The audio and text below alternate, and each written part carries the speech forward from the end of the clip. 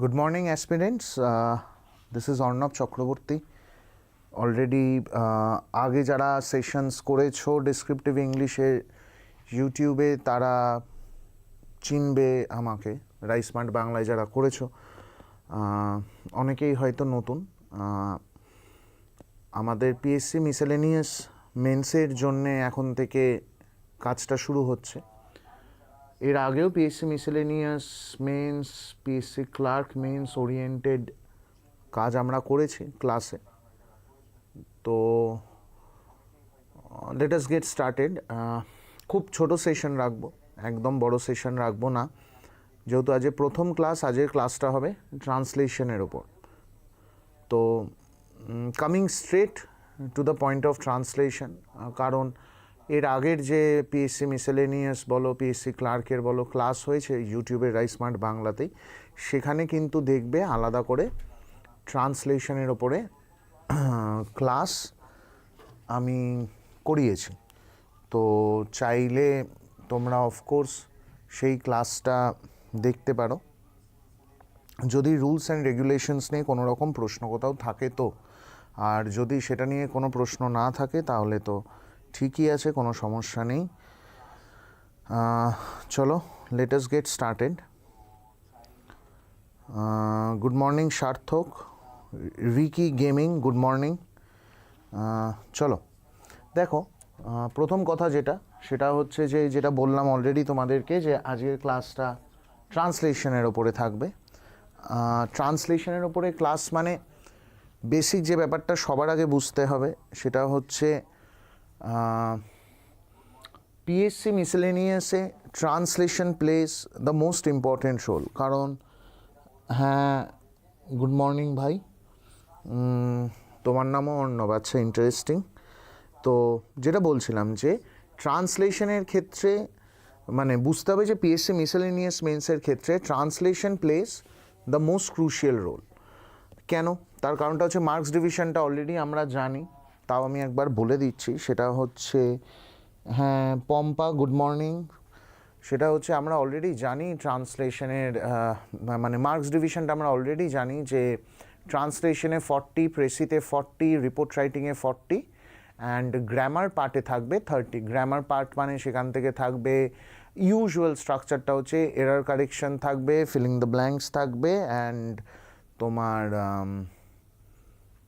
Idioms দিয়ে make sentences থাকবে। তো করাবো অফকোর্স, সেই জায়গাটাও করাবো, but let us first start with the, হ্যাঁ ভাই তুমিও এসি আমিও এসি, রাইট। তো let us first start with the translation part. কেন আমি ট্রান্সলেশনটা দিয়েই শুরু করাচ্ছি, তার পেছনে কারণটা কি?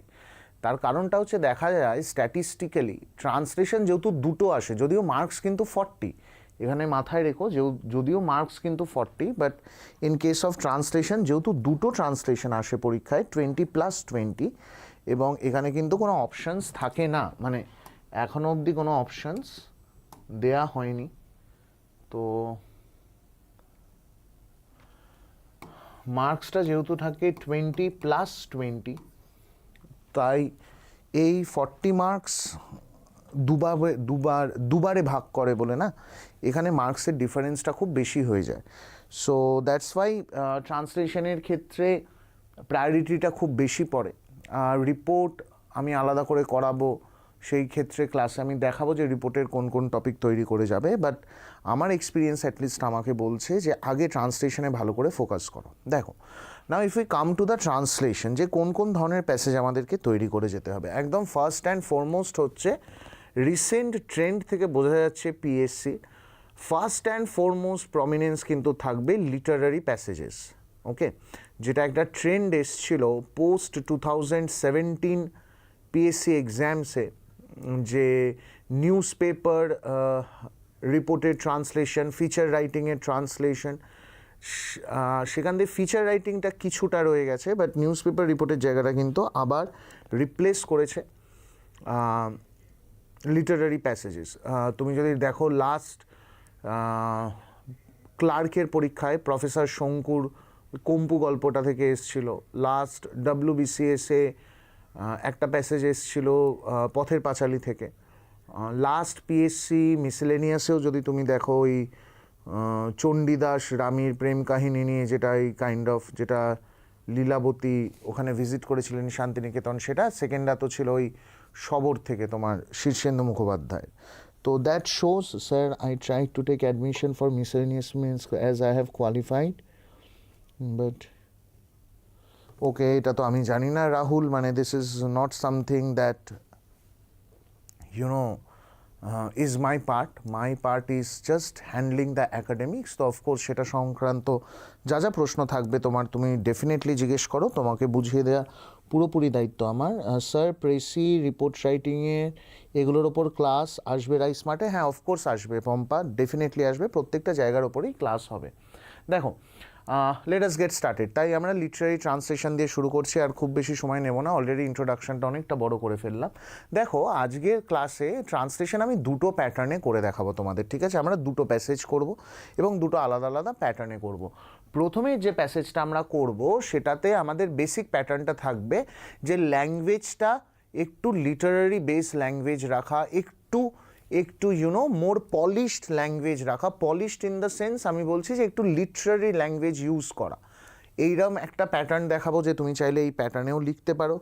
সেকেন্ড আরেকটা প্যাটার্ন দেখাবো, সেটা হচ্ছে তোমার একদম বেসিক আমরা কিভাবে ট্রান্সলেশন করতে পারি সেইটা। এখন আমার পার্সোনাল রেকমেন্ডেশন থাকে সেকেন্ড প্যাটার্নটা করারই, কারণ টাইমটা কম থাকে হাতে, কিন্তু ফার্স্ট প্যাটার্নটাও একবার আমার মনে হয় দেখে রাখাটা ভালো। যারা কি যাদের ইংলিশ খুব অ্যাডভান্স লেভেলে, তাদের ক্ষেত্রে আমি বলবো এই অপশানটা এক্সপ্লোর করো। কেন জানো তো, লাস্ট দুটো WBCS-এ কিন্তু ঘটনাটা ঘটেছে যেখানে ট্রান্সলেশনে দেখা গেছে 40 আউট অফ 40 ক্যান্ডিডেটরা স্কোর করছে। এবারে আমি তোমাকে বলছি না 20-তে 20 স্কোর করতে, কিন্তু অ্যাকচুয়ালি পাওয়া যায়, এখন কিন্তু অ্যাকচুয়ালি সম্ভব সেটা। সেই ক্ষেত্রে আমি বলবো যে তুমি যদি একটু লিটারারি ওরিয়েন্টেশন বাড়াতে পারো তোমার লেখা, যাদের অলরেডি আছে, যার নেই সে কিন্তু প্লিজ এখন চেষ্টা করো না, আর 1 মাস বাকি আছে। কিন্তু যাদের লিটারারি ওরিয়েন্টেশনটা আছে তারা সেটা করতে পারো, মানে অ্যাটেম্প্ট করতে পারো। মানে লিটারারি ওরিয়েন্টেশনের সাথে কিন্তু লিটারেচারের স্টুডেন্ট হওয়ার সম্পর্ক নেই, এটা সবার আগে আমি বলে দিই। এটার সাথে বেসিক্যালি লিটারেচার পড়ার অভিজ্ঞতার সম্পর্ক আছে। আমি কিন্তু ব্যক্তিগতভাবে এমন অনেক মানুষকেই চিনি যিনি হয়তো বাই প্রফেশন একজন ডক্টর বা বাই প্রফেশন একজন সফটওয়্যার ইঞ্জিনিয়ার, কিন্তু তাদের হ্যাবিট হচ্ছে বই পড়া, প্রচুর বই পড়া। তো ন্যাচারালি তাদের একটা লিটারারি ওরিয়েন্টেশন থাকে, এটার সাথে ইংলিশ অনার্স বা বাংলা অনার্সের কোনো সম্পর্ক নেই। Let me be very clear about that. তো চলো, ফার্স্ট প্যাসেজটা, এটার বেঙ্গলি ভার্সন হিন্দি ভার্সন দুটোই থাকবে। দেখো, ফার্স্টে বেঙ্গলি ভার্সনটাই যদি আমরা বলি, বহুদিন যাবৎ তোমাদের কোনো খবর পাই না, আশা করি সকলে কুশল মঙ্গলে আছো। এই পুরনো বন্ধুটিকে তো ভুলিয়াই গিয়াছো এক প্রকার। লক্ষ্য করে দেখো, এখানে ভাষাটা ইউজ করা হয়েছে যেটা সাধু ভাষা। আমি ইন্টেনশনালি তুলেছি দুটো প্যাসেজ, একটা সাধু ভাষার প্রয়োগ আছে, আরেকটাতে চলিত ভাষার প্রয়োগ আছে। ওকে, তো সেই তোমার বিবাহের সময় তোমার সাথে সাক্ষাৎ হইয়াছিল, তারপর বহুদিন কাটিয়া গিয়াছে। শুনিলাম হ্যারিসন রোডের মেজবাড়ি থেকে তোমরা উঠিয়া গিয়াছ এবং কেয়াতলার নতুন বাড়িতে গিয়ে উঠিয়াছ। এই সংবাদ আমি অবগত ছিলাম না, I was not aware of this. তাই হ্যারিসন রোডের ঠিকানায় পাঠানো আমার প্রথম চিঠিটি ফিরিয়ে আসিয়াছে।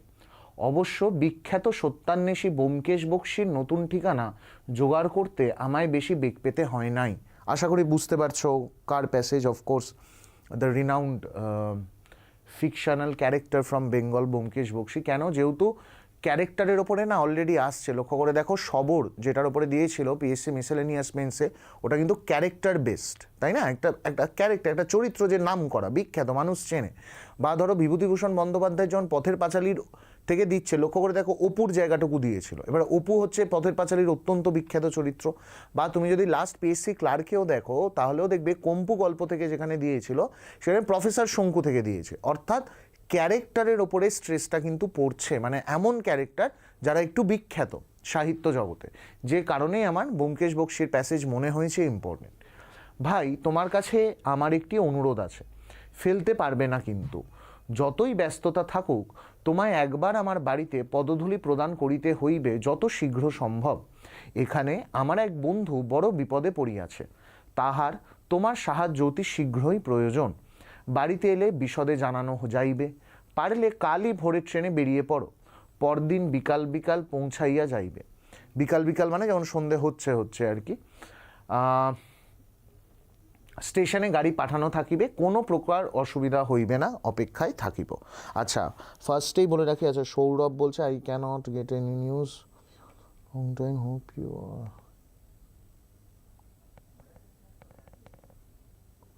ওকে। Sourav, thank you so much, I hope you are also good. না মানে থিংস চেঞ্জ সৌরভ, তাই না? মানে it's not about manners or civic sense of people, I feel personally things change with the passage of time, but thank you Sourav for asking. Anyway, so এটা হচ্ছে আমাদের প্রথম passage. দেখো এখানে একটা ইম্পর্টেন্ট কথা বলি, যে ফিচারটা, ইম্পর্টেন্ট ফিচারটা কি এই প্যাসেজে, যে মনে রাখতে হবে, তোমরা কিন্তু ইউজুয়ালি যদি question paper previous years check করো, দেখবে ট্রান্সলেশনে 8 থেকে 11 লাইনের প্যাসেজ দেওয়া হয় অন অ্যান অ্যাভারেজ পিএসসি মিসেলেনিয়াসে। এরকম কিন্তু দুখানা প্যাসেজ তোমাকে ফেস করতে হবে বা হ্যান্ডেল করতে হবে। ওকে, দ্যাট ইজ নাম্বার 1, যার জন্য দেখো এখানে 4, 5, 6, 1, 2, 3, 6, 4, ওই 10 লাইন আছে, ঠিক আছে? 8 থেকে 11 লাইন হচ্ছে অ্যাভারেজ, কিন্তু এটার জন্য কিন্তু বাড়িতে প্র্যাকটিস করতে হবে, কী করে কী করবে, কী করে তুলবে, এইটুকু টাইমের মধ্যে ডেফিনেটলি আমি আজকে আলোচনা করে দেবো। দেখো তারপরে এটারই হিন্দি ভার্সানটা আছে, I am not very good in Hindi, so please those who have Hindi, if you want later on this class will remain in the YouTube channel, so you can take a screenshot of the Hindi passage. Okay, I'm not very adept in Hindi, to be very honest, so মানে আমার হিন্দি অনেকটা ওই হাম বাঙালি লোক বাংলা মে बोलता को बोलता बोलता है এরম টাইপে, that's why I'm not going for the Hindi version. Okay, but the Hindi version is available here for you also if you want to translate it on your own. নিজে বাড়িতে বসে যদি এই ট্রান্সলেশনটা প্র্যাকটিস করতে চাও, বেঙ্গলি ভার্সন হোক Hindi version হোক, যাতে প্রবলেম না হয় তাই দিয়ে রেখেছি। Now let us come straight to the passage. See, যেটা প্রথমেই বললাম যে এই প্যাসেজটাই কিন্তু লিটারারি ওরিয়েন্টেশনে লেখা, ঠিক আছে? মানে আমি ইউজুয়ালি এই প্যাটার্নে করাই না কাজ, যারা অলরেডি অফলাইনে ক্লাস করেছো বা অনলাইনে ক্লাস করেছো তারা খুব ভালো করে জানো, আমি অ্যাকচুয়ালি লিটারারি প্যাটার্নে ট্রান্সলেশন করাই না, বাট যেহেতু মেন্সের জন্য যাচ্ছ সেই কারণে আমি রেকমেন্ড করছি যে একটুখানি লিটারারি প্যাটার্নে ক্লাসটা দেখে রাখাটা ভালো। The passage of time has been cruel, my dear friend, and I find myself bereft of news. Bereft means deprived. Bereft means deprived.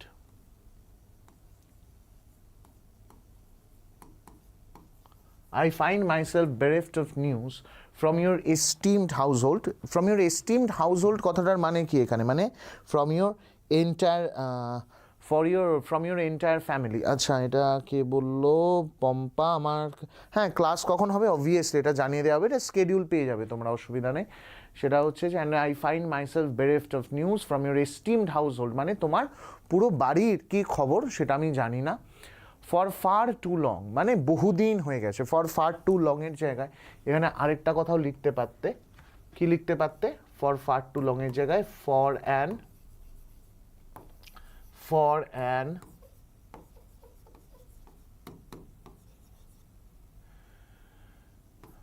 Elephantine period বা ফর অ্যান এলিফ্যান্টাইন স্ট্রেচ, যে কোনো একটা লিখতে পারতে। এই এলিফ্যান্টাইন ওয়ার্ডটা এখানে ইম্পর্টেন্ট, এলিফ্যান্টাইন মানে লং বা huge. Okay, for an elephantine period বা for an elephantine stretch. Okay, এগোলাম। I fervently hope, fervently means sincerely, I fervently hope that all is well and that the blessings of fortune smile upon you and yours. Smile upon you and yours কথাটার মানে কি এখানে?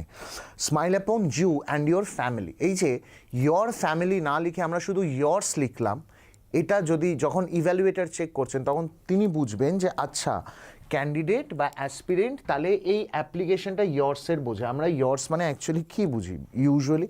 যে years মানে হচ্ছে ওই years faithfully বা years sincerely, আমরা যেটা লেটারের এন্ডে লিখি ওখানেই শুধু আমরা বুঝি as a part of possessive pronoun, তাই তো? বাট এটা বাদ দিয়েও ইয়ার্স কথাটার একটা মানে হয়, ইয়ার্স মানে হয় your family, you and yours phrase basically এটা, হ্যাঁ, ইউ অ্যান্ড ইয়ার্স মানে হয় you and your family. Okay, সেই সেন্স এখানে ইউজ হলো জাস্ট বোঝানোর জন্যে বা দেখানোর জন্যে যে এই অ্যাপ্লিকেশনটা ক্যান্ডিডেট বুঝে। Alas, it seems I have been all but forgotten, a relic of yesteryear's camaraderie. Camaraderie মানে জানোই যে sharing a very strong bond or relationship since that most joyous occasion of your nuptials মানে marriage ceremony when last we had the pleasure of each other's company. The intervening years, intervening মানে the years that have gone by in between have slipped away like grains of sand in an hourglass. Hourglass মানে বোঝো তো? I hope বোঝো, সেই পুরোনো দিনের cinema টিনেমাগুলোই দেখানো হয়, দেখবে ওই যে এরকম ওই ফানেলের মতো দুদিকেই শেপ থাকে, যে বালি পড়তে থাকে, কিছুটা অবধি চেঞ্জ হলে তখন উল্টে দিতে হয় ওটাকে। তো that is called basically hourglass. So আগেকার দিনে যেহেতু সময় মাপা হতো ওই আওয়ার গ্লাসে স্যান্ড দিয়ে, যার জন্যে প্যাসেজ অফ টাইমকে grains of sand in an hourglass বলে বেসিক্যালি লেখা যায়। ওকে, সো হ্যাঁ, যেটা বলছিলাম, the intervening years have slipped away like grains of sand in an hourglass, leaving not মানে nothing but memories in their wake. I have been informed, though I confess I had not been privy to this intelligence until now. আচ্ছা, intelligence মানে এখানে বুদ্ধি নয়, important কথা। এই operation সিন্দুর আমাদের জন্য ইম্পর্টেন্ট হবে তো রিপোর্টে, তখন এটা দেখাবো। ইন্টেলিজেন্স কথাটার একটা ইম্পর্টেন্ট মানে হচ্ছে ইনফরমেশন, যেখান থেকে বেসিক্যালি ইন্টেলিজেন্স ব্যুরো দেখবে আমাদের, যেটা আইবিকে কি বলে। আচ্ছা, এটা থেকে মনে পড়লো এসিআইওর পরীক্ষাটার জন্য মানে যারা যারা আর কি ইন্টারেস্টেড ওটার ব্যাপারে কিন্তু মাথায় রেখো। হ্যাঁ, এই আইবি দেখে হঠাৎ করে মনে পড়ে গেল, দারুণ চাকরি তো সেই জন্যে। আচ্ছা, এনিওয়ে যেটা বলছিলাম, I have been inform though I confess I had not been privy মানে like you know I did not have the access, basically privy মানে এখানে access to this information until now, that you have bid adieu to your erstwhile abode on Harrison Road and have taken up residence in your new domicile in Keatola. Okay, domicile মানেও house, আর erstwhile abode মানেও ছিল এখানে, erstwhile abode মানে আগে যেখানে থাকতো। Little wonder then that my inaugural epistle, আচ্ছা এপিসেল মানে হচ্ছে যেখান থেকে এপিস্টোলারি নভেলটা এসেছিল কথাটা। এপিসেল মানে হচ্ছে বেসিক্যালি মানে আ সিরিজ অফ লেটার্স, বেসিক্যালি এখানে যে সেন্সে ইউজ হচ্ছে, যে আমি তোমায় চিঠি লিখবো, তার উত্তরে তুমি আমায় চিঠি লিখবে, তার উত্তরে আবার আমি তোমায় চিঠি লিখবো। মানে সহজ কথা, এখনকার দিনে হোয়াটসঅ্যাপ দিয়ে ভাবো না, তুমি যদি তোমার কোনো বন্ধুকে হোয়াটসঅ্যাপ করো তো ন্যাচারালি তোমার এক্সপেকটেশন কী থাকবে, যে সেই বন্ধুও তোমাকে রিপ্লাই করবে, তাই না? The same thing. Dispatched to the familiar address should have found its way back to me, a forlorn and rejected thing. মানে ঠিক আছে, এই জায়গাটা তুমি চাইলেও এখান থেকে বাদ দিতে পারো, বাট এই জিনিসগুলো, এই যে এগুলো হচ্ছে এক্সট্রা অ্যাডিশন। ওকে, যখন তুমি লিটারারি প্যাটার্ন ফলো করবে, আমি দুরকম প্যাটার্নই আজ দেখাবো, যেটা বললাম, যখন তুমি লিটারারি প্যাটার্ন ফলো করবে তখন এই ধরনের অ্যাডিশনসগুলো না একটা লেখার স্কেলকে বা মানকে অনেকটা বেশি উন্নত করে। Yet I must confess, tracking down the new whereabouts of the illustrious detective Bomkesh Bokshi proved a task of no great Herculean proportions. আচ্ছা, ইজি ওয়ার্ক বা ইজি টাস্কের ক্ষেত্রে এই এক্সপ্রেশনটাও ব্যবহার করতে পারো। হারকিউলিয়ান টাস্ক মানে যেমন হচ্ছে কঠিন, আর task of no great Herculean proportions মানে হচ্ছে something extremely easy, something that can be done extremely comfortably. Oh dear brother, I implore you, do not turn a deaf ear to my plea. Despite the demands of your busy schedule, I beseech you, মানে I request you, to pay me a visit, to bestow upon my humble abode the benediction of your presence, means the kindness of your presence, যে মানে সোজা কথায় তুমি এলে আমি বাধিত বোধ করিব, and that at the earliest opportunity, মানে as soon as possible. At the earliest opportunity মানেই হচ্ছে as soon as possible. A dear friend of mine finds himself ensnared in a web of distress and peril, and your singular expertise, আচ্ছা, your singular expertise কথাটার মানে হয়, singular expertise মানে হচ্ছে কি বলবো, your particular ability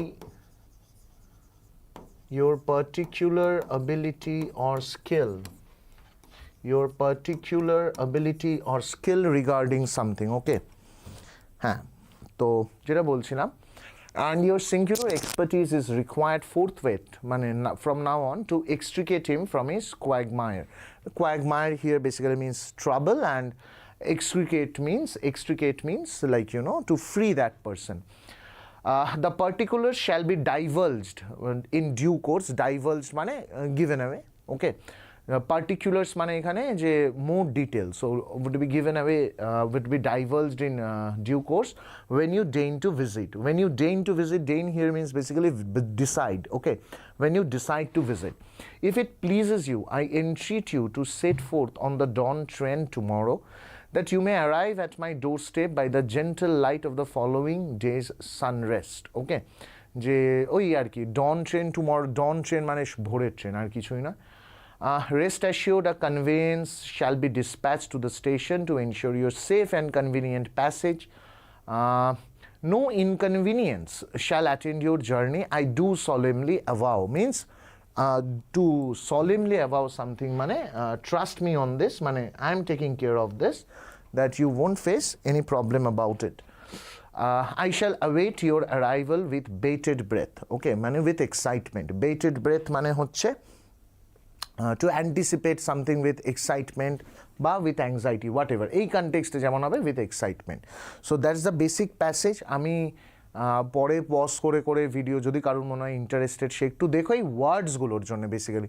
তারপরেও যদি কারোর কোনো ওয়ার্ড নিয়ে কনফিউশন থাকে প্লিজ তাহলে কিন্তু আমাকে নেক্সট দিনের ক্লাসে সেটা নিয়ে জিজ্ঞেস করে নেবে, আমি এক্সপ্লেন করে দেবো। অলরেডি ভিডিওটা অনেকটা বড় হয়ে গেছে, আমি খুব বেশিক্ষণ টানবো না। আমরা সেকেন্ড প্যাসেজে চলে যাচ্ছি, প্লিজ এটা একবার নিজেরা দেখে নিও। এখানে যে যে ওয়ার্ডসগুলো যা যা বললাম একবার জাস্ট শুনে নিও, ভিডিওটা পরে রিপিট করে যদি মনে হয়। আমি পরেরটা এগোচ্ছি, কেমন? দেখো পরেরটা হচ্ছে মোটামুটি 8-9টা লাইন আছে, ওকে, একদম অন্যরকম, আগেরটার চেয়ে একদম অন্যরকম। দেখো, আনন্দবাবুর পৈতৃক দোতলা বাড়িটা পুরনো হলেও বেশ বড়সড় এবং দেখলেই বোঝা যায় বাড়ির রক্ষণাবেক্ষণের ক্ষেত্রে ওনাদের কোনো ত্রুটি নেই। একতলা দোতলা মিলিয়ে, এই প্যাসেজটা কেন দিয়েছি দেখবে, এই টোনের ওপর, এই ইন্টোনেশনের ওপরে একটা প্যাসেজ 2020-তে WBCS মেন্সে এসেছিল মহাশ্বেতা দেবীর গল্প থেকে, ঠিক আছে? যে কারণে আমার মনে হয় এই ধরনের প্যাসেজ একটু দেখে যাওয়া ভালো। আনন্দবাবুর পৈতৃক দোতলা বাড়িটা পুরনো হলেও বেশ বড়সড় এবং দেখলেই বোঝা যায় বাড়ির রক্ষণাবেক্ষণের ক্ষেত্রে ওনাদের কোনো ত্রুটি নেই। একতলা দোতলা মিলিয়ে মোট 8 পেল্লাই সাইজের ঘর রয়েছে, মানে বড় সাইজের ঘর। বাড়ির সামনে এই যে পেল্লাই সাইজ, মানে এগুলো দেখো কোলোকিয়াল ল্যাঙ্গুয়েজ, একটু এরকম কোলোকিয়াল ল্যাঙ্গুয়েজের প্যাসেজ কাদের লেখায় পাবে বলো তো ভালো? এটা শীর্ষেন্দু মুখোপাধ্যায়, তারপরে তোমার দুলেন্দ্র ভৌমিক, মহাশ্বেতা দেবী, সুচিত্রা ভট্টাচার্য, এইরকম একটু না বেসিক একটু এদের প্যাসেজ অন্তত দেখে যাও বা সলভ করে যাও। কারণ ওই দিন কিন্তু চলে গেছে যখন রবীন্দ্রনাথ, বঙ্কিমচন্দ্র, শরৎচন্দ্র দিয়ে আক্রমণ করা হবে, এখন আক্রমণের পদ্ধতিটা পাল্টাচ্ছে। দেখো, একতলা দোতলা মিলিয়ে মোট 8, এটা তো বললাম। বাড়ির সামনে প্রকাণ্ড বারান্দা আপাতত পুজোর জন্য শামিয়ানা দিয়ে ঢেকে দেওয়া হয়েছে। দুর্গা মণ্ডপটিও আলপনা দিয়ে সুন্দর করে সাজানো হয়েছে। আচ্ছা, এখানে ইন্টারেস্টিং ওয়ার্ডের ইউসেজটা হবে কিন্তু আলপনা, ওকে? আলপনা মানে বেসিক্যালি এখানে ইংলিশে তোমাকে ডিজাইন লিখতে হবে, অন্য কিচ্ছু না, হঠাৎ মাথায় এলো তাই বললাম। বারান্দার এক কোণে রান্নাঘর, তার সামনে বসে লাইন দিয়ে পাহাড় প্রমাণ সবজি কাটতে ব্যস্ত বাড়ির মহিলারা। লক্ষ্য করে দেখো এই প্যাসেজটা কেন দিয়েছে। এই প্যাসেজটা দেওয়ার পেছনে বড় কারণ হচ্ছে এই জায়গাতে তুমি দেখো বাড়িটার এক্সটেরিয়ার অ্যান্ড ইন্টেরিয়ারের একটা ডেসক্রিপশন আছে, তাই না? একটু যদি মন দিয়ে দেখো, প্রিভিয়াস ইয়ার্স অ্যানালাইজ করো, 2020-তে বাড়ির ডেসক্রিপশন এরকম ছিল মহাশ্বেতা দেবীর যে গল্পটা এসেছিল WBCS মেন্সে, এবং যখন তোমার লাস্ট PSC Miscellaneous মেন্সে যেটা ওই লীলাবতী চণ্ডীদাস এলো, সেখানে কিন্তু চণ্ডীদাসের বাড়ির ডেসক্রিপশনের 2-3টে লাইন ছিল। অর্থাৎ এই যে স্ট্রাকচার অফ আ বিল্ডিং, তার আর্কিটেকচার, তার ইন্টেরিয়ার, তার এক্সটেরিয়ার, কোথাও একটা গিয়ে পিএস সেটার উপরে স্ট্রেস দিচ্ছে। তাই এরম ধরনের প্যাসেজ একটু খোঁজার চেষ্টা করো, যেটা বা ধরো বিভূতিভূষণ বন্দ্যোপাধ্যায়ের পথের পাঁচালীর কিন্তু গতবারে যে জায়গাটা দিল সেটা হচ্ছে বেসিক্যালি জঙ্গলের ভেতরের জিনিসপত্রের ডেসক্রিপশন, মানে জঙ্গলের কনফিগারেশনের ডেসক্রিপশন। অর্থাৎ বাড়ি বলো, কোনো এরকম ন্যাচারাল অবজেক্ট বলো, ন্যাচারাল অবজেক্ট মানে এখানে জঙ্গল হতে পারে, পাহাড় হতে পারে, নদী হতে পারে, ঝর্ণা হতে পারে, তার যে একটা ফিজিক্যাল ডেসক্রিপশন তার ইন্টেরিয়ার বা এক্সটেরিয়ারের, এই জায়গাটা কিন্তু একটু প্রমিনেন্স পাচ্ছে পিএসসির বিভিন্ন পরীক্ষায়। কী বলতো, যে কথাটা আমি বারবার বলি, যারা অফলাইনে ক্লাস করেছে অলরেডি খুব ভালো করে জানো যে পিএসসির একটা পরীক্ষার প্রশ্ন দেখে মোটামুটি আন্দাজ করা যায় আশেপাশের পরীক্ষাগুলো ওরা কি ধারাটা রাখতে চলেছে। হ্যাঁ, স্ট্যান্ডার্ডটা ডিফারেন্ট করে দেয়, কিন্তু যেটা বেসিক স্কেলিটনটা সেটা কিন্তু পিএসসি একই রকম রাখার চেষ্টা করে, যেটা টাইম টু টাইম পাল্টায়। এখন কিন্তু এই জিনিসটার প্রমিনেন্স বাড়ছে, যার জন্য এখানে এই ডিসক্রিপশানের জায়গাটা রাখার চেষ্টা করেছি এরকম প্যাসেজ তোলা। আনন্দবাবু বারান্দায় সাজিয়ে রাখা চেয়ারের ভাঁজ থেকে দুটো চেয়ার বার করে আমাদের বসতে দিয়ে চলে গেল রান্নাঘরের দিকে। ফিরেও এলো একটু পরে সাথে একজন মহিলাকে নিয়ে। মহিলার বয়স আন্দাজ 18-19-এর বেশি হবে না। টকটকে ফর্সা রং, খুব সম্ভবত দীর্ঘক্ষণ আগুনের সামনে থাকার জন্য এখন লাল হয়ে উঠেছে। পুরো পানপাতা আকৃতির মুখে মাখানো রয়েছে একটা অদ্ভুত সরলতা। দেখো এই ধরনের প্যাসেজের সমস্যাটা কোথায়, এই ধরনের প্যাসেজে এমন কোনো ওয়ার্ড পাবে না যেটা দেখে তোমার খুব কঠিন মনে হবে, কিন্তু এক্সপ্রেশনটা বা মেথড অফ রাইটিংটাই এতটা বেশি কোলোকিয়াল যে সেটাকে একটা এরকম কোলোকিয়াল ইংলিশে আনাটা খুব কঠিন হয়। ওকে, বিশেষ করে জানবে এরকম ধরনের কোলোকিয়াল ল্যাঙ্গুয়েজের যদি মানে ধরো এরকম বাড়ির ডেসক্রিপশান আছে, কঠিন কঠিন শব্দ নেই, খুব সহজভাবে বলা হয়েছে, চেষ্টা করবে তার ট্রান্সলেশনটা না ইংলিশে একটু কোলোকিয়ালি করার। ঠিক যেরকম আগের যে প্যাসেজটা ছিল ওটা তো খুব ভারী প্যাসেজ ছিল, হেভি প্যাসেজ, সেই ক্ষেত্রে তাও লিটারারি প্যাসেজ চলে, কিন্তু এই ক্ষেত্রে আচ্ছা এখানে স্যার ট্রান্সলেশনে যদি কোনো, তাহলে সেটা কীভাবে ম্যানেজ করা পসিবল বলে দিচ্ছি পম্পা, ওয়েট আ মিনিট। এগোলাম, এখানে হিন্দি প্যাসেজটা আছে, আবারও দেখে নিও যাদের যাদের দরকার। যদি কারোর মনে হয় এটা স্ক্রিনশট নিয়ে রাখবে সেটাও রাখতে পারো ভাই, এখনও নিতে পারো, পরেও নিতে পারো, কোনো সমস্যা নেই। আমি পরের স্লাইডে গেলাম। The ancestral, my mistake, absolutely আমার ভুল, স্টোরি বানানটা এখানে STORY হয়েছে, এটা টাইপ এরার, বিশ্বাস করো। মানে হ্যাঁ, আমি ইংলিশ বানানে অতটাও খারাপ নয় যে STOREY-কে STORY লিখে দেবো, এটা ওই 2 স্টোরি নিয়েছি, STORY করে দিয়েছে ওরা। The ancestral 2-story house of the আনন্স, দো আনন্স কেন, আনন্দ বাবুদের বাড়ি সেই সেন্সে। আনন্স কিন্তু এখানে প্রপার নাউন প্লুরাল হিসেবে ইউজ হলো, যেমন the Banerjees do not live here anymore, ওরকমই। Though old, is quite spacious and well maintained, reflecting the family's attention to detail. The house boasts around 8 large rooms spread across 2 floors. The front porch, আচ্ছা ওই বাড়ির সামনের উঠোনটাকে পর্চ বলে, currently draped with a canopy for the puja celebration. Canopy জানো, শামিয়ানা, for the puja celebrations is impressive. The Durga Mandap is beautifully decorated with intricate designs. হ্যাঁ, এই আলপনা দুর্গা মণ্ডপ simply লিখবে দুর্গা মণ্ডপ, অন্য কিচ্ছু লেখার দরকার নেই, তার কারণ দুর্গা মণ্ডপের কোনো কালচারাল অ্যাফিলিয়েশন নেই with the English language or with the European context, তাই না? ইন্ট্রিকেট ডিজাইন্স মানেই হচ্ছে এখানে basically Alpana.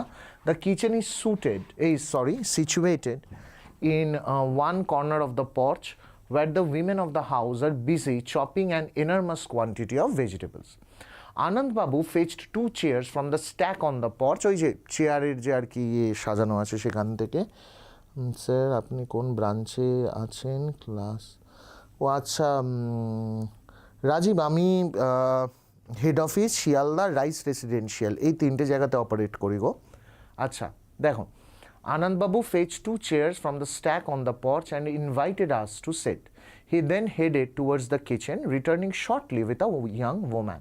She appeared to be no more than 18 or 19 years old. Her fair complexion had taken on a reddish hue. Hue মানে shade of color বা tinge of color, likely due to prolonged exposure to the heat of the kitchen.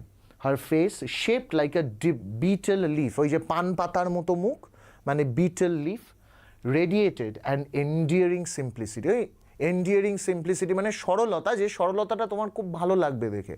হয় না কিছু কিছু মানুষের সরলতা আমাদের খুব পছন্দ হয়, যেমন এক্ষুনি একজনের নাম আমার মাথায় আসছে, প্রবাবলি তোমরা অনেকে হয়তো তাকে খুব পছন্দ করো, আমি জানি না, সেটা হচ্ছে পঙ্কজ ত্রিপাঠী। পঙ্কজ ত্রিপাঠী দেখবে মানে আমি কিছু কিছু চরিত্রে তাকে মানে এত একটা সরল অভিনয় করে, বোকা বোকা ধরনের কিন্তু চালাক, হ্যাঁ তাকেই বলে ওই বেসিক সরলতাটা, এটাকেই বলে এন্ডিয়ারিং সিম্পলিসিটি। এখান থেকে দেখো খুব একটা বেশি কিছু বোঝানোর নেই। এই ধরনের প্র্যাকটিসগুলো মানে এই ধরনের প্যাসেজগুলো কেন দেয়া হয় পরীক্ষায়, কারণ জানো তো these are very good time killers, সময় নষ্ট করতে পারে এই ধরনের প্যাসেজ খুব সুন্দরভাবে একটা ক্যান্ডিডেটের। এবং যেহেতু 2টো প্যাসেজ তোমাকে